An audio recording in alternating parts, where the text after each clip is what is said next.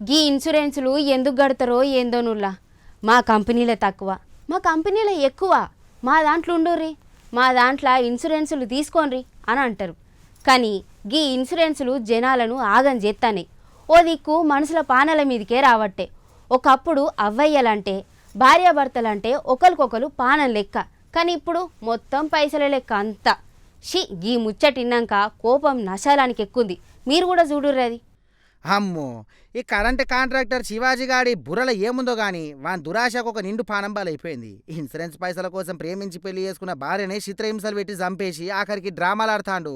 అరే, పైసలు విచ్చి అంటే గింతనా దొరా? లోకంలో రూపాయి కోసం దిక్కుమాలిన పనులు చేసేటోళ్ళను చూసినాం గానీ ఇన్సూరెన్స్ పైసల కోసం కట్టుకున్న భార్యని కాలయములు లెక్క మారి కాటెత్తడని అనుకోని ఉండరు కావచ్చు. పిచ్చిన ఇన్సూరెన్స్ పైసల కోసం కట్టుకున్న భార్యని కాలయములు లెక్క మారి కాటెత్తడని చెప్పేసి అనుకోని ఉండరు కావచ్చు పిల్లనిచ్చిన వాళ్ళు. ఖమ్మం జిల్లా గోల్తాండ్ర జరిగిన ఈ దారుణ ముచ్చట ఇంటనే గుండెలు వలిగిపోతున్నాయి. 14 ఏళ్ల కిందట నువ్వు లేకపోతే నేను లేను, నువ్వైనా పానం అనుకుంటా పెద్దలను ఎదిరించి మరీ మీనాక్షిని ప్రేమించి పెళ్లి చేసుకుంటూ ఈ శివాజీ గాడు. తీరా చూస్తే ఆ ప్రేమించిన మొగుడే ఇప్పుడు ఆమె పానాలు తీసే రాక్షసుడే కూర్చున్నాడు. అసలు ఈ శివాజీ గాడు కరెంట్ కాంట్రాక్టర్ పనులు చేసుకుంటా భార్య మీనాక్షి పేరు మీద కంపెనీ రిజిస్ట్రేషన్ కూడా చేయించిండు. అంత బాగానే ఉందనుకున్న లోపే ఆయన బుర్రలోకి దయ్యం వచ్చినట్టున్నది.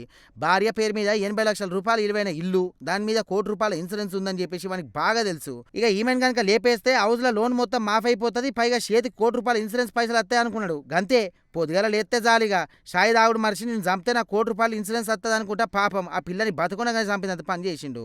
ఈమెను నేను చేసుకున్నప్పటి నుండి నాకు చిత్రహింసలు పెడుతూనే ఉందని ఎన్నోసార్లు కంప్లైంట్ చేసినా వాళ్ళ పెదనానికి చెప్పింది, నాకు చెప్పింది, అందరికి చెప్పినా మేము సదిరి చెప్పి సంసారం చేయాలమ్మా, పిల్లలు అయ్యారు, 2 మగ పిల్లలు ఉన్నారని సదిరి చెప్పినాం.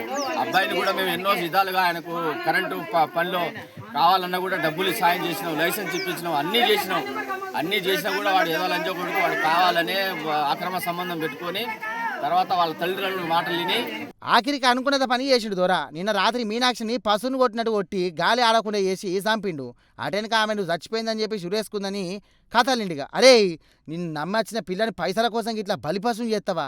ఇన్సూరెన్స్ పైసల కోసం ఆమె జిందగీ లేకుండా చేస్తావా? నీ అసలు పానం ఆమెది కాదురా బద్మాష్. ఆమెను గొడ్డును కొట్టినట్టు కొట్టిపోంగా పాపం ఎంత ఏడిచిందో, పాపము ఎంత ఇరైలాడిందో పాపం పానమంతా గద్దమొక్కపడని నోట్లే మనవడ. నువ్వు జత్తే అయిపోతుండే కదా అని ఆడికి వచ్చి చూసిన వాళ్ళంతా తిట్టిపోయేవట్టే. ఇక ఇప్పుడు పారిపోయిన కాలేయముడు శివాజీ కోసం ఎన్కులాడుతుడు పోలీసు వాళ్ళు.